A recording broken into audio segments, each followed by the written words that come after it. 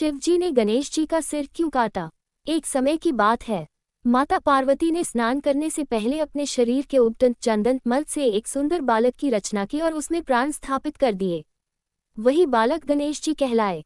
माता ने स्नेहपूर्वक उनसे कहा, बेटा, मैं स्नान करने जा रही हूँ। जब तक मैं बाहर न आऊं, तुम द्वार पर पहरा देना और किसी को भी अंदर मत आने देना। गणेश जी ने माता की आज्ञा को अपना धर्म मान लिया और द्वार पर डटकर खड़े हो गए। कुछ समय बाद भगवान शिव वहां आए और भीतर जाने लगे। गणेश जी ने उन्हें रोकते हुए विनम्रता से कहा, माता की आज्ञा है, जब तक वे बाहर न आए, कोई भी अंदर नहीं जा सकता। भगवान शिव ने समझाया, मैं इस घर का स्वामी हूँ, मुझे जाने दो। लेकिन गणेश जी अपने कर्तव्य से विचलित नहीं हुए। उन्होंने शिव जी को भी रोक दिया। ये देखकर शिवगण और देवता भी चकित रह गए।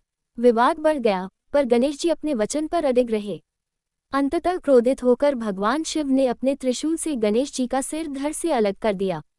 जब माता पार्वती स्नान करके बाहर आई और ये दृश्य देखा, तो वे अत्यंत दुखी और क्रोधित हो उठी।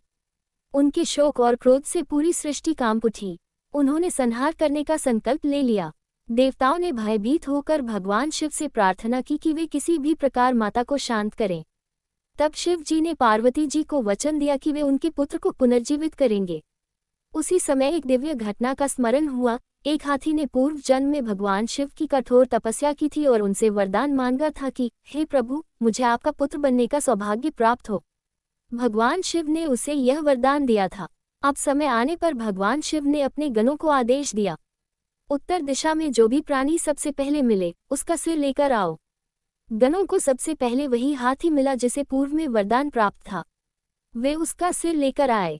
भगवान शिव ने उस सिर को गणेश जी के धड़ पर स्थापित किया और उन्हें पुनर्जीवन प्रदान किया।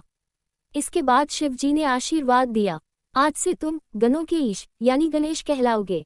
समस्त देवताओं में तुम्हें प्रथम पूज्य माना जाएगा। किसी भी शुभ कार्य से पहले तुम्हारी पूजा की जाएगी, तभी वह कार्य सफल होगा। माता पार्वती का हृदय शांत हुआ और सभी देवताओं ने गणेश जी की स्तुति की।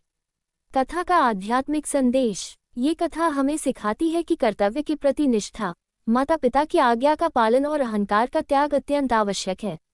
गणेश जी का हाथी का सिर बुद्धि, धैर्य और विवेक का प्रतीक है। इसी कारण भगवान गणेश को विघ्नहर्ता और बुद्धि के देवता कहा जाता है।